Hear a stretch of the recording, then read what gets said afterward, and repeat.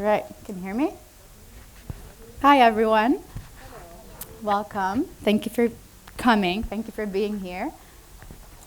How's my voice? Can you hear me? It's perfect. All right. Well, thank you for being here. My name is Gigi Alaqqad. I'm Palestinian, and today we're talking about all about being your own kids coach. What does that mean? What is kids coaching? I know it's a bit of a new topic, and I always get questions like, does it exist? What is really kids life coaching? And so we're gonna talk a bit about that, and then delve into more about how you as parents can also be kids coaches and what things and tools you can use to help your kids with that. So first of all, just a little bit about me. I'm a mom of two girls, 3 and almost 6, and I'm a kids life coach.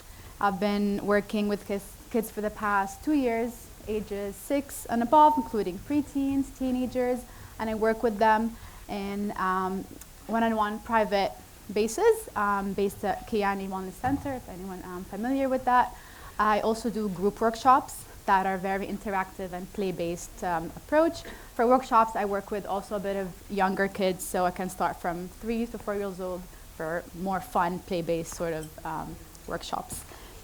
The areas that I focus on in terms of the skills that I help kids learn, they're around emotional regulation, self-confidence, anxiety, social communication skills, problem-solving skills, conflict resolutions. Hello, welcome. And different skills that basically can help them navigate through challenges, through obstacles in life. So let's talk a little bit about kids life coaching. What is really kids life coaching, and the approach and method that I do when working with kids. So kids life coaching is really just about helping kids learn and understand life skills. I think just like any human, a child needs some sort of life skills just to navigate through challenges. Any child, any human needs to know how to manage their feelings, right? When they're having big emotions, big feelings, what to do, how to calm themselves down, helping families to realize what goes on in the child's brain, what things they can do. So through kids life coaching, I use a very play-based therapeutic approach, and that's what it's called. And it's basically using a lot of play. Like, we're talking about children. So play is really their language. They speak, they learn, they express, they communicate all through play. But obviously, kids are also different. So when I say play, play can be storytelling, play can be art, can be movement, can be role playing, can be a lot of different forms of interactive and engagement activity. It can be different exercises, all in the umbrella of play-based interaction activities. And we do that, like I said, with the use of different tools and activities, because that would help with them understanding and learning the life skills that we're trying to learn. And during my sessions with the children, I try not to focus on fixing a problem that they have. We don't focus so much on the bad things or the problems or the challenges they're having. We take it from the concept of focusing on the strength, what they're really good at, what's special about them. Because I believe while working through what they're really good at, working through their strength, it will help them work through their challenges. It will help them fix their own problems without focusing only on the problem or only on the challenge. The method or how we highlight this sort of things is also by a very tailor-made approach for each kid. Each child is different. Each child has their own needs, has their own challenges, has their own strengths. So when creating different coaching programs, we work on kids based on their needs, based on their interests. For example, if a child told me, I don't like to do arts and crafts, we will not do arts and crafts. So I'm not gonna force a child to do art, for example, if they're not into it. So just an idea of some of the sessions, how they look like, some of the activities that I use during the private one-on-one, and these are some of the workshops. This is a summer camp that I had last summer. So that's a little bit about me, what I do, about Kids Life Coaching. If you want to know more about it, feel free to come up later and ask any questions. But we're here to talk about a specific topic. So we're here to learn about you as parents and how you can be your own kids coaches as well. But I want us to think and reflect a bit before we delve into this. So let's talk, let's discuss, let's engage, and tell me, what are the qualities that you hope your child will develop as they grow? Certain qualities, and think about long-term ones, long-term qualities that will help them as they grow. Yes. Confidence. Okay. Empathy. Patience. Resilience. Problem solving. Critical thinking. Yeah, they're all important skills that kids can be exposed to. Especially what they started for, even at a, Mhm. sometimes you might start Yeah. something and not finish it. I mean, how important is that? Or Right. they should just stop and move. So having like a sense of ownership and responsibility of a task and like the completion of it. Yeah. Perseverance. Self-love. That's an important one for sure. How about some of the values? I don't know if, I think we had a lot of sessions throughout the day and we spoke a lot about values in different sessions, but what are the values that you hope to instill in your children? Kindness. Yes. Sorry. Empathy. What else? Self-loving as well. Yeah. Justice. Social justice. Yes. Sorry. Connection.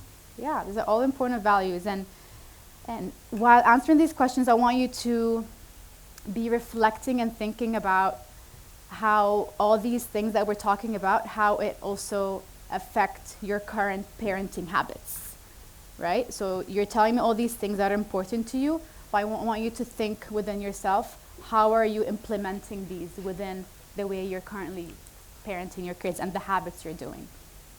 Last question, what do you think is the biggest challenge your child might face in the future? Social media. So yeah, the social pressure. Okay. Discrimination. Double standard. Okay. To talk on themselves. Yes. Being judgmental. Yeah. Yeah, and then we all worry so much, right, about our kids and the challenges that they might face in the future.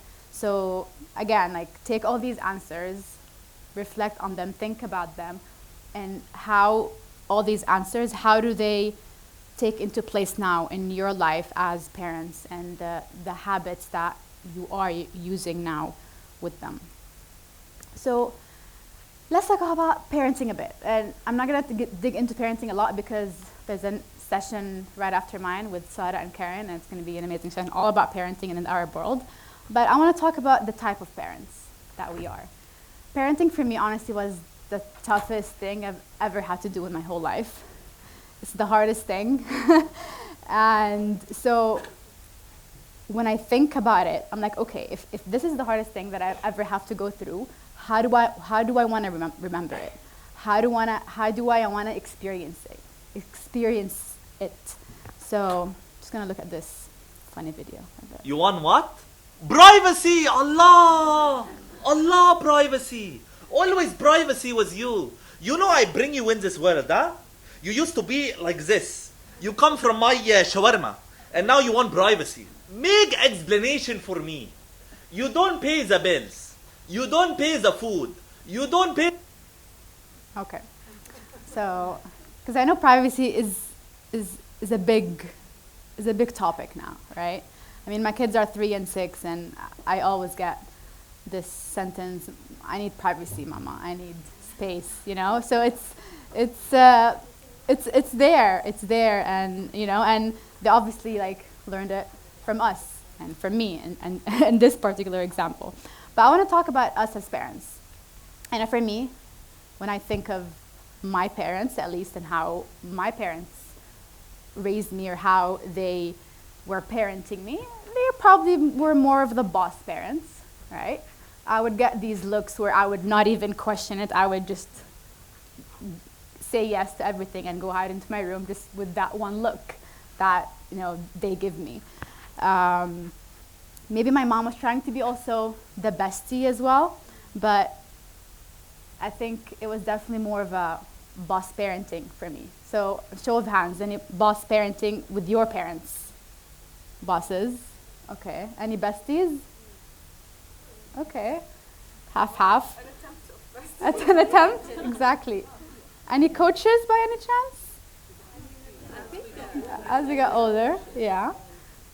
Okay, and it can also be it can a be mix. both. I was just going to tell you because a bestie at certain points Yes. and a boss at a certain Yeah. point. So I think Yeah, we as parents end up being yeah, yeah. all of Depending on the age, depending on the situation, depending on what's going on.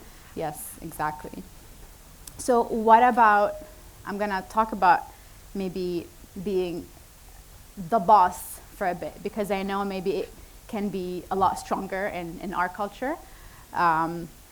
So what does really a boss or being a boss parent mean, and how does it really affect our kids' confidence? Does it affect their resilience? And how does it affect it? I mean, for me, when I think about a boss parent, what is a boss parent? It's someone who probably wants to control more. They want to be in control. They maybe someone who can be more sheltered. They want to shelter their kids a bit more. What is a boss parent to you guys? Very, very direct. Okay. Strict. I know more than you. I know better than you. Okay. Yeah. Taking control, yes. So definitely that taking control is a big part of it. So, and how does that affect children these days? Because children these days, you have kids who are strong, who are powerful, who want to be independent, who want to have control, who want to be involved in decision making. They want to be involved in problem solving. So how do we combine? How do we combine the both? How do we stick to our Arab values and cultures because we're proud of them, because we love them, because we like some of the things that our parents had, that the values that they had for us, and we spoke about it maybe in different sessions that you guys went through today. We spoke about respect, we spoke about generosity, we spoke about honor, we spoke about Arab bonds and connection and families, because these are all beautiful values that I personally want to instill in my children, and I want to make sure it's in my household. But how can I balance that with having my values, having my culture, but also being that person for my child who I want my child to come to me and talk to me and be comfortable expressing their feelings to me, be comfortable if they did something wrong or had to go through something that I were talking with Asmahan, like if they were, something happened, I want them to come to me and be able to talk to me and have that comfort level. So that's how I think we try to merge between the traditional, directive, authoritative parenting to something that's more coaching focused, to something that's more focused on understanding, on connection, on trust, on collaboration, but I always like to say with very respectful boundaries, because I feel we're going to talk about boundaries a bit, because I feel boundaries has been such a tricky topic, especially between having the traditional way of parenting and then having our gentle, positive parenting these days. And I think we spoke about also another session about the extremes of both and going from one to two extreme, but then realizing, okay, that is an extreme, so I want to go back a bit. I want to take of what I like from my values, from my tradition, from my culture, and merge it into the other extreme. So why be a kids coach to your parents? Why is it important? What are the things, the tools that can be used and be focused on when being your own kids coach? An important one for me is active listening. I don't know if you've noticed that, but listening is actually one of the hardest things to do. I think it was during one of my therapy sessions, and my therapist told me that active listening is actually if you're listening to someone and in your head you're not thinking of a reply. If you're thinking of a reply in your head, that is not active listening.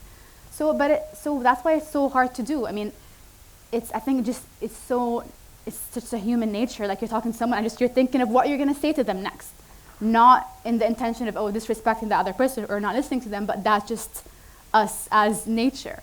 So, but then when coming to children though, with an active listening, because that creates empathy for them when coming to listening. So how do we listen? We listen by, first of all, acknowledging the situation, acknowledging the feelings, the emotions that's taking place. Being curious. How are you being curious? So I'll give the example just from my life and my daughter. So my daughter's almost 6, and she used to be terrified of the water. Being in the pool, in the shower, just the idea of having water around her eyes, around her face would just freak her out. Part of me want to say, come on, it's just water, yani, what's going to happen? Just get and it's just water. It's not a big deal, just we'll get a tissue, we'll get a towel, we'll wipe the water. But I also know the other part of me who, maybe knows a bit better, gets down to her level, and I want to get curious about it. So what is the hardest thing about water, or about water touching your face? What don't you like about it? What can we do to have this experience a bit easier or a bit less stressful for you? So getting really curious with them and asking questions to understand more.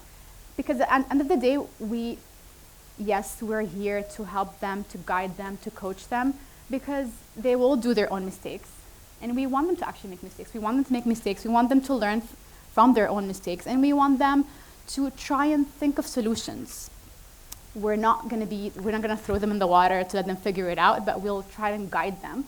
We'll try and coach them on how, and kind of brainstorm with them, for example, by being curious, what things they can do to, what solutions we can think of, what ideas we can think of. And that's where, the active listening and empathy comes in place. A big one for me is words, the power of words. And actually at the end of the session, hopefully we'll have time, we're going to do an activity about the power of our words. Words for me are so powerful.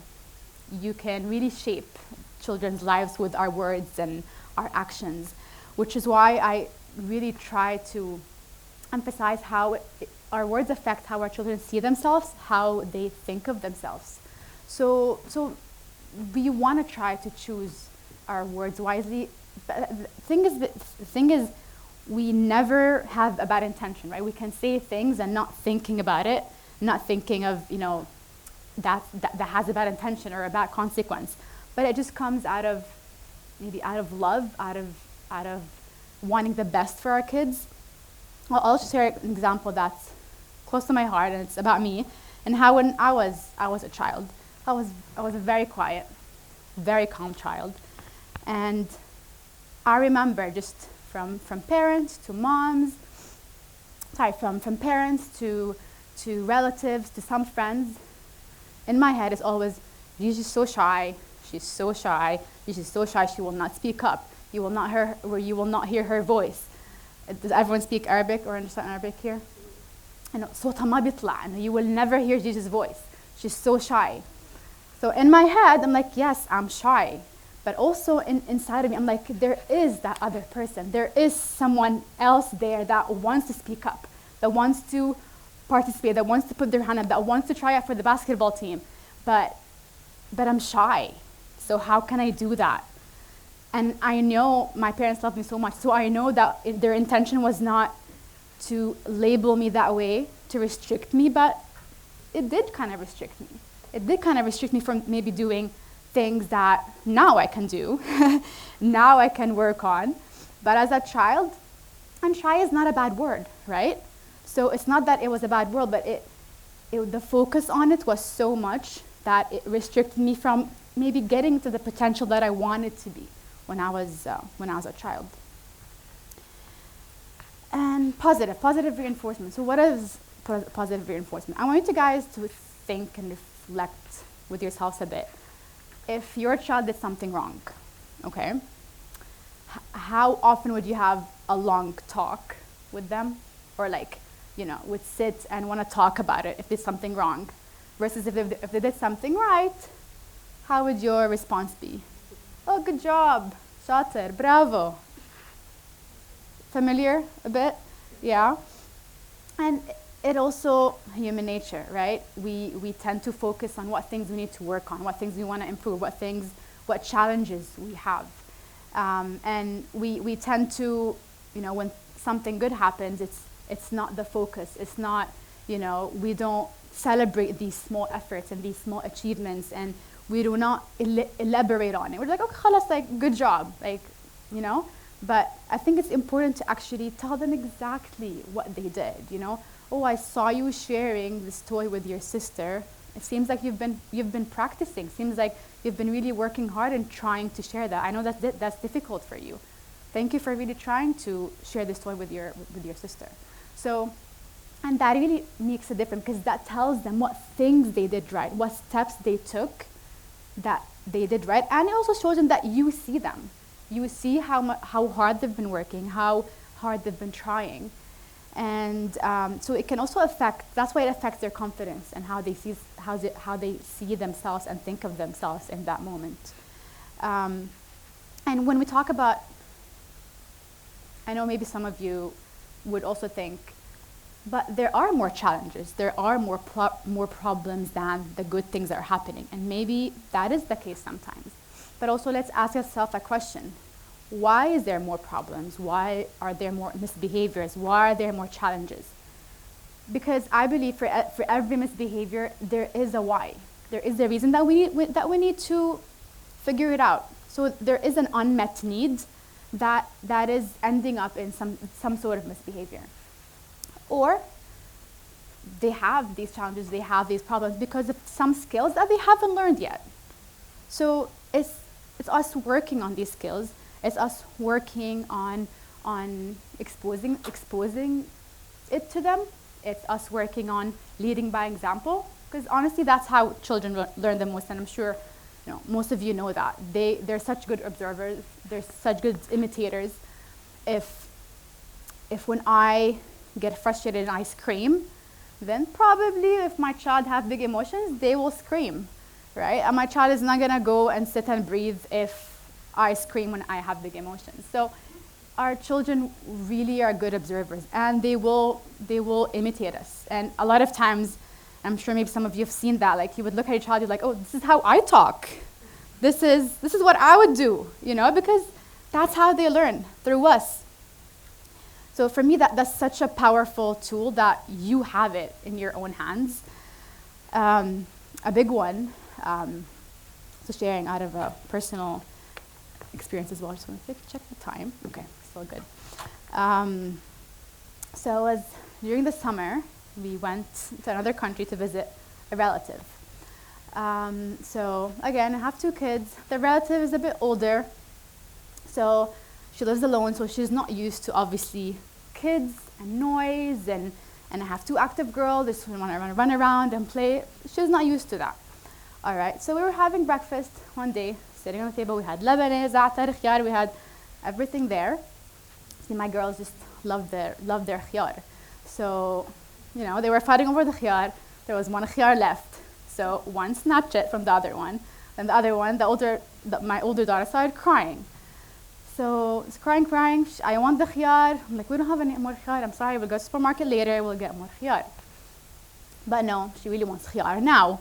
And she's just very upset because her sister snatched the khiyar out of her hand. So I'm like, I get it. She snatched it from your hand. You're very upset. You're very angry. But we don't have khiyar now. I'm sorry. We'll go later to the supermarket.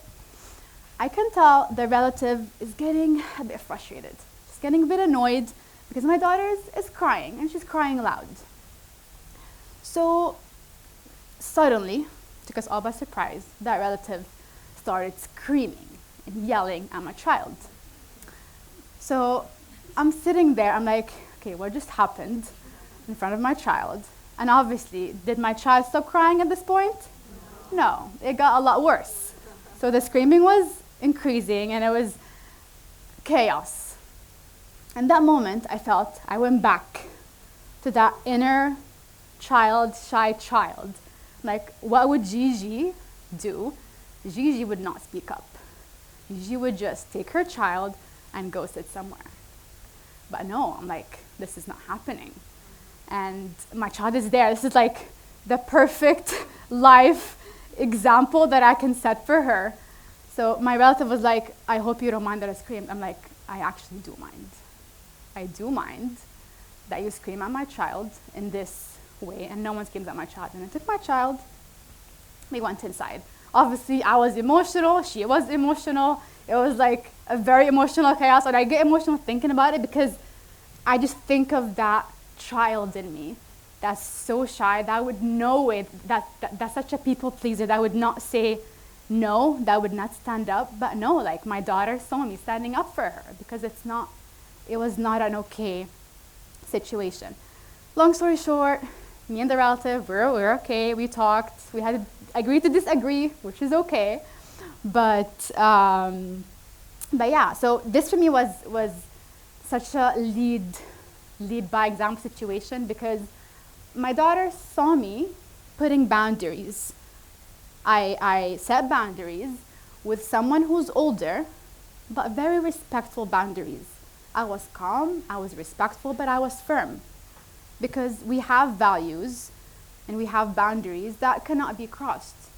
And we can set our own boundaries, even if we respect elderly, we can set our own boundaries as long as we're being respectful, as long as we're being calm but firm. The other thing I want to talk about, time, I'm good on time? Okay. Is balancing, again, the boundary and expectation and rules within an Arab household. And I think going back to boundaries being such a tricky topic because you have coming, from traditional, very authoritative approach to now, gentle and positive. So how do we find the balance between both, right? Which is why I feel there is also a bit of misconception about boundaries in now, and some people might have misconception that okay, so now you have no boundaries, you're open, you have your child, do whatever they want, they can talk to you however they want, but that is not how it is, and that's not how. Yes, maybe we reach an extreme that we don't have to hold on to it. We can always gap it with sticking to our culture, to our values, such as respect, such as connection and family bonding, because there's such unique values that are especially linked to us as Arabs. And so how do we balance these boundaries? So we balance these boundaries by first of all acknowledging, validating the whatever emotions our child is going through, having that open communication about it, involving them in whatever boundary it is, letting them know that is the boundary, that is the expectation, that's what's going to happen, and having them be part of it, and having involved in them, because that also, like we said, it helps with creating ownership for them, and it helps create responsibility as well. So resilience. What is resilience? How is resilience different from being tough? I don't know if I got it right, but I had that question with someone, and then they explained it in a very nice way. They said that it's something that bounces off you, not to you. To you. Like you don't, it's how they could not even let it come through. Bounce back. So resilience is definitely about bouncing back, right? Being able to grow out of maybe an obstacle, being able to learn from mistakes, being able to also embrace any emotion that comes with it, right? Because being tough is like, no, I'm so strong, I'm not scared. But that's not the point. Feel scared, feel angry, feel frustrated, and that's how you will become resilient, by taking in these emotions, by accepting them, and by problem solving and by brainstorming what you can do to get through this challenge and this obstacle. So take in these emotions, relax, and it's not, oh no, I'm so strong, I cannot be scared or I cannot be angry. Also building resilience by giving challenges, by exposing our kids to failing, to taking risks, to learning from this mistakes, to losing in games. And yeah, they will not like it, and that's given, but it's about just really helping them build that resilience by going through all these things and by failing. And failing is such a big learning experience, and it can be tough for them, but they will go through it. And going back to leading by example, going back to how kids learn from us, it's also us modeling how we adapt to things, how patience we can get with some things, because that's also part of our cultural values. Sabr, so patience, compassion, empathy, fostering emotional intelligence, that is also part of big in our culture. And I think what I'd like to take from this is there's always a balance. You can always get what you want from our values and culture as Arabs, and maybe from the way our parents did things, to how we do things now. Choose what things you like. Choose what things you want to have in your family, like the questions we reflected in the beginning. And think about these things and how you can create these habits into your day-to-day life, and how you can create this culture and this family bond to help kids be resilient, to help kids to help raise confident kids. So what are we going to do now is, you all have papers in front of you. I'm going to use the power of our words a bit here. And I actually use this activity during my coaching, and it's such a powerful, such an influential, impactful exercise. You'll be surprised how many kids have told me, oh, I didn't know that's how my parents thought of me. I didn't know that's what they think. So feel free to take, 10 minutes, 10 minutes, 10 minutes to write to your kids. What do you like about them? Their strengths, any unique qualities, how and what they add to your family. And if you want to add any advice, you can do that. And you can share it with them today. If you want to keep it for the future, that's also up to you. I got some stickers as well on the table. This is your stress ball, so you can take it home with you. It really helped me throughout today, so.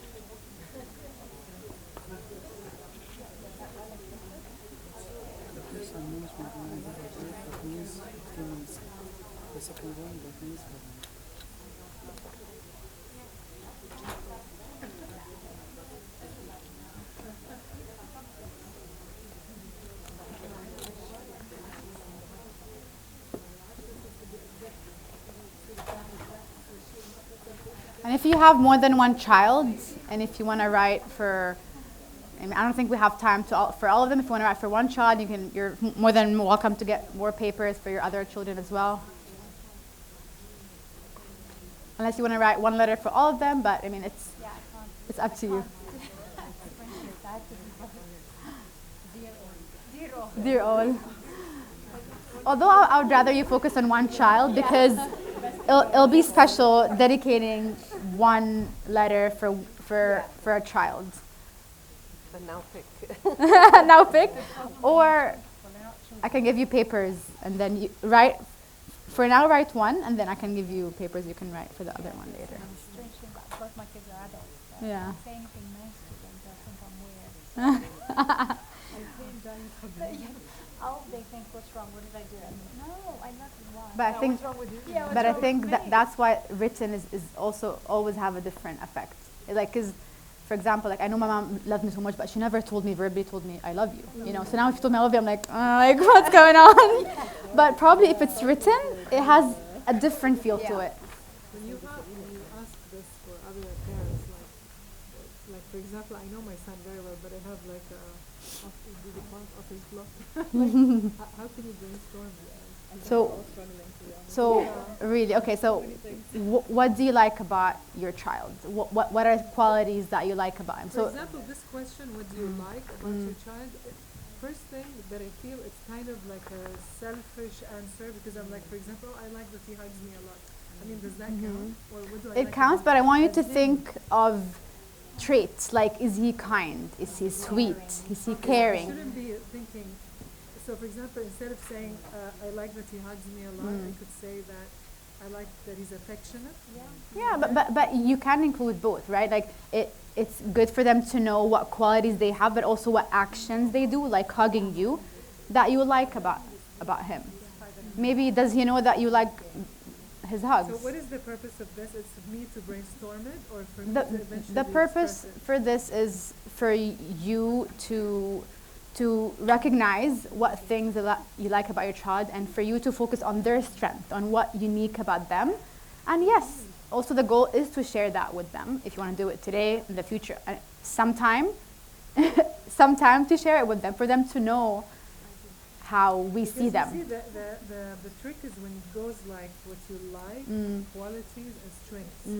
Because it feels like there's this gray, like intersecting Venn diagram. Because it is connected. So just write from your heart, honestly, right? What things you That's why I'm very OCD. Yeah. That's why it's like, okay, so where should I put this? Where should there's no right or wrong, you know. Just It's an artificial setting, that's why. yeah. If you were to sit at home and don't agree, Yeah, probably. and you're feeling recognized, So I think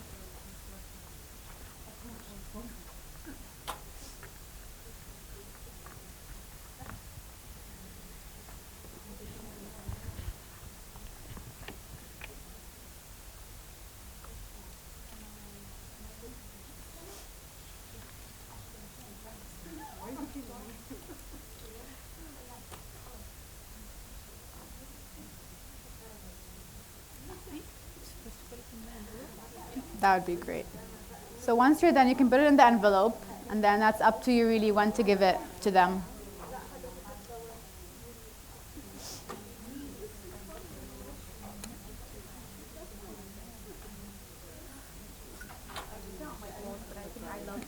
Of course, you don't have a paper? Yes, of course. Of course. Do you have a pen? yeah, I do have that. Okay, perfect. And feel free to get stickers from any of the tables. Yeah.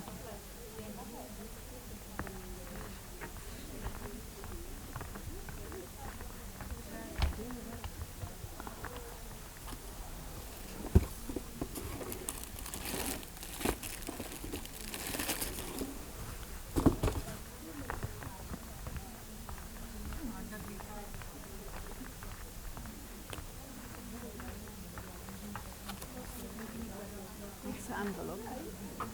Thank you. You're very welcome.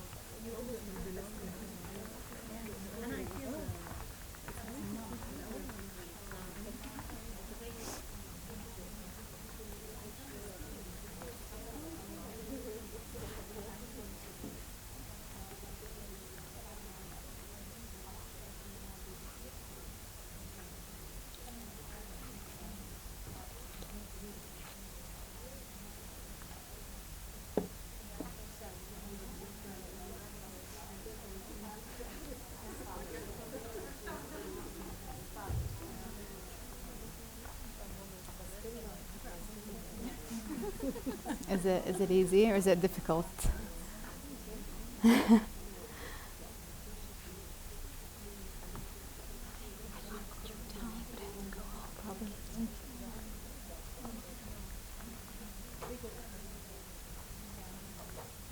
You done?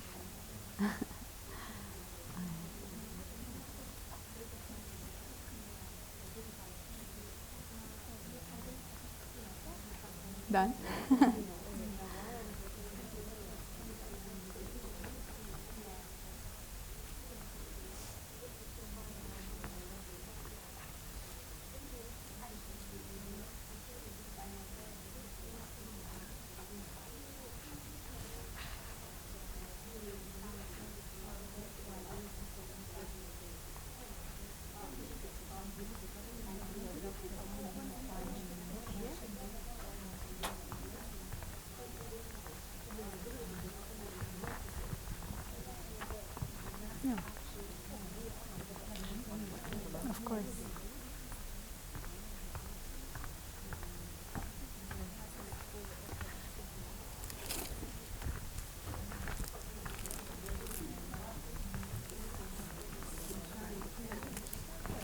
different colors so you can differentiate two kids.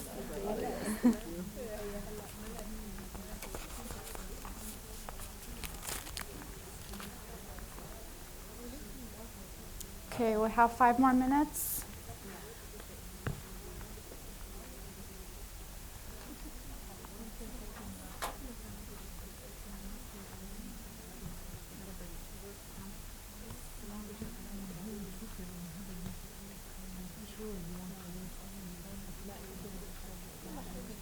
Yes. Oh, you got one? Yeah. Just one?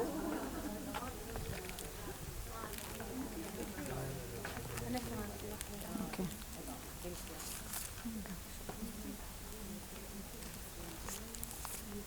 Got one or? Huh? Yeah, I got one.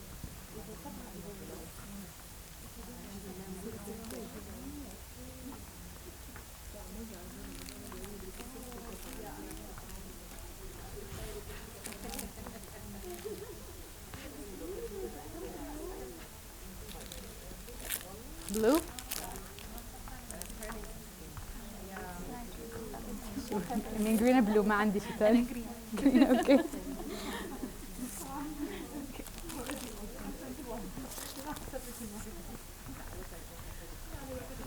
You're welcome. Sure. Red, green, blue. Blue. Okay.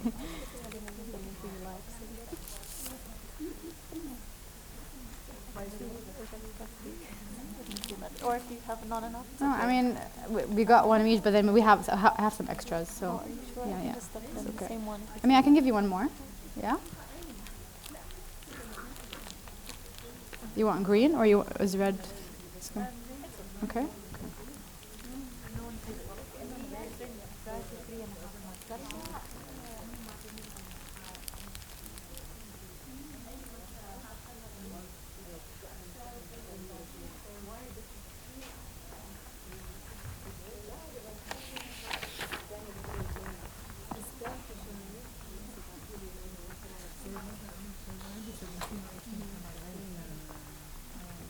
You're welcome.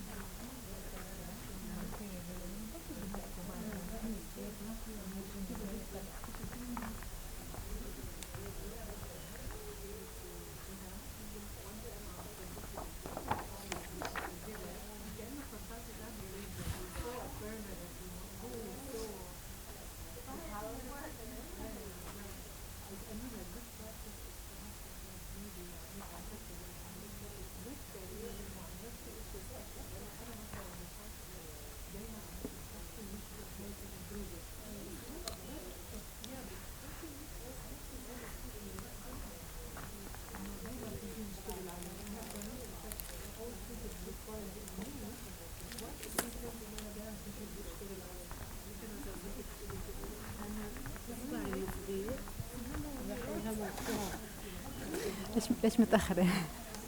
No, I'm just joking.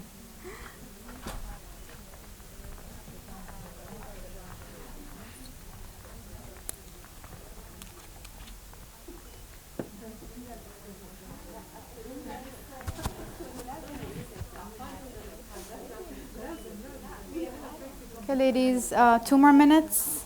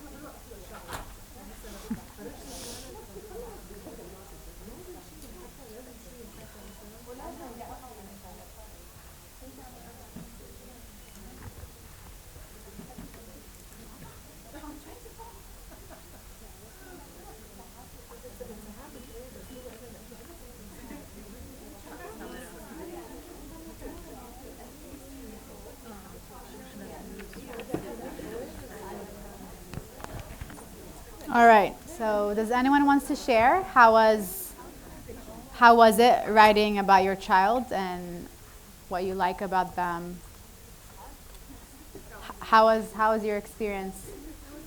It was difficult. In words. Yeah. Yes. We're so focused on the day-to-day transitions, but we don't take a step back sometimes, maybe to think of Mm. how much we love them and how everything we're doing is just for them, but also essentially sharing that with them. Like, my daughter's only one, so I Yeah. can't do that Yeah. now, but I will definitely share that with her Yeah. today. And so that she knows that my parenting journey is also a journey. Yeah. You know what I mean? And I'm sure these letters will change Yeah. as I go. Exactly. And I feel there is something about written words though versus verbal, right? Like how many times do you say to your child, I love you, but writing it, there is that holding that, pen or pencil and writing on paper versus verbally saying it has a special has a special, right? Yeah, confirmation to it. So yeah, anyone else like to share how was So I would like to share something that I've Yeah. been doing since my son is like 6 months, he's 8. So I created an email address. Oh. I send him emails every month or so. Oh, wow. Something because happy Yeah. and I know he's not gonna read it now, Yeah. but it's there for him. Yeah. And I feel like it's not only for him, it's for me to remember Hmm. that he has some qualities that I might forget. Yeah. Like who our, like you say, day-to-day life. Yeah, exactly. So this like emphasizes that. Yeah, no, that's amazing. I just got goosebumps just thinking of all these emails and like the small memories that you would share with like a 1-year-old versus an 8-year-old now. That's so powerful. Anyone else would like to share anything? Okay, well, before we end, we'd really appreciate it if you guys can scan this QR code, and it's a 30 seconds questionnaire feedback just for them to know how you enjoyed the session, if there is anything we can do better. Really appreciate it. And then after that, feel free to ask any questions, anything you'd like to know. Oh, sorry. Anything you'd like to know either about coaching or any questions in general. I have a question. Yes. When we were talking about like our parents and when we talked about, I always feel like, I always say this, and I'm not sure everyone's gonna agree with me, but I feel like our parents had more of an easy sort of, or a lazy sort of parenting style. Like they knew that we're gonna grow up in certain traditions, Yeah. and there wasn't much of backgrounds like now where the world is just out there and you see it all. Yeah. And I feel like it's easier for them to shout or, as you said, give you the look or Yeah. yell so that they could suppress whatever feeling Yeah. or whatever situation is happening right now. But us as a moms now, it takes us so much time and effort to try to control that, something that was already built in a very long time ago just because of your daughter. Yeah. And I just, sometimes it happens and Yeah. sometimes it doesn't. Yeah. And I just want to talk about the guilt that comes with it. I think that how I tackle that guilt makes me wake up in the morning the second day and be able to fix what I have done the Yeah. day before, Right. rather than just carry it forward and Yeah. tell myself I'm not going to do it again. Yeah. So how can I tackle this in terms of the now Yeah. parenting style versus Yeah. the old Yeah. Evie? I feel that because we always tend to compare, right? Parenting now and parenting, when back then it's an unfair comparison, I feel, because everything was different. Everything, the situation, how we were living, the security, the safety, the resources parents had back then versus what we have now. But also I think take that as a powerful thing for you because, for example, if you did not like how, you had to just maybe not say much, not speak up, not having the comfort level to express, to communicate back when you were a child, then how can we change? What are the things that you didn't like, and how can you change them now, when now you're as a mom and you're as a parent? Because I feel the guilt will always be there.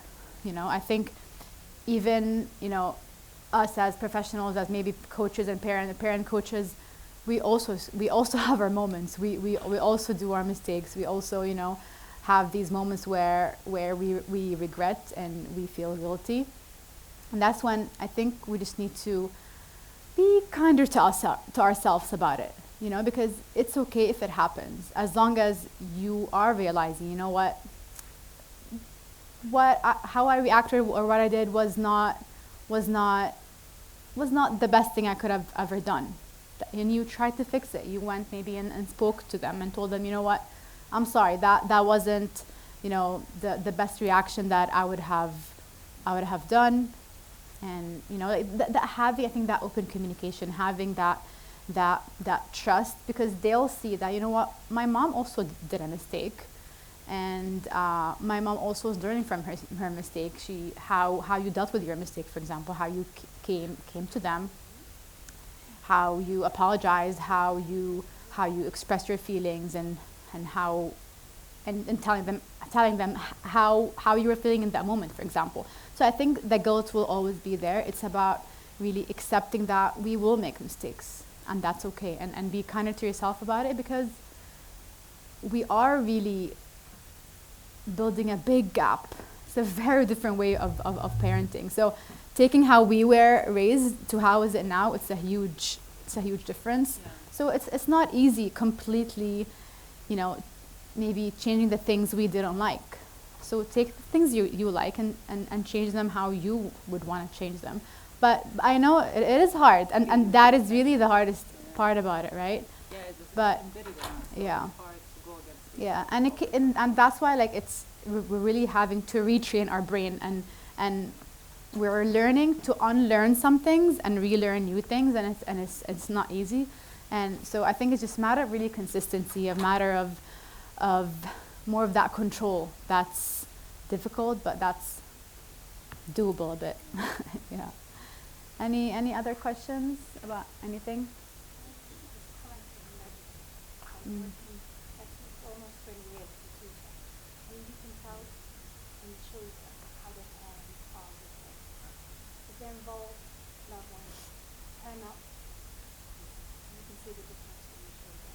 And those that are not are really the ones that we find as teachers challenging. So I guess, like you say, we always feel guilty as parents, but it's just long as you show up, be there, and do the best you can. So you can do there's no right or there is wrong way. There's no perfect. You can never be perfect. Yeah. But the fact that you're here. Yeah. You're willing to learn. You're I trying. the guilt to Yeah. them. I meant the guilt that, like you said, I have to unlearn Yeah. things. Yeah, it's not what I have done to myself. Yeah. It's what is inside In me you, yeah. that I am trying to redo every Yeah. day, and I fail. So it's a guilt to myself, not to my Yeah. child, because I feel like you could do better. You could Yeah. learn faster. Yeah. You're older. Yeah. You're mature. Yeah. I don't know how to put this into. But you're also still learning, right? You're also it's such a difficult thing to change, I don't know, 30, 40, 50 years of being, I'm gonna go a little tried, because to our parents we're their children, right? So having to change all these years to parenting now, it's of course it will take time. It's gonna take forever. I think it will continue and evolving and learning and unlearning throughout our kids and throughout their kids getting older, and throughout all the different years of preteen and teenagers and No, I love how yeah. it Yeah. varies. There's just some concern. Yeah, I know, I'm things. sure. Yeah. Yeah. Yeah. Everything wrong. Thank God it's 3.5 now. So enjoy it. You have time. Thank you. Yes, you're welcome. Anything else? All right, well, thank you for coming. Thank you. Enjoy the rest of your day. Thank you.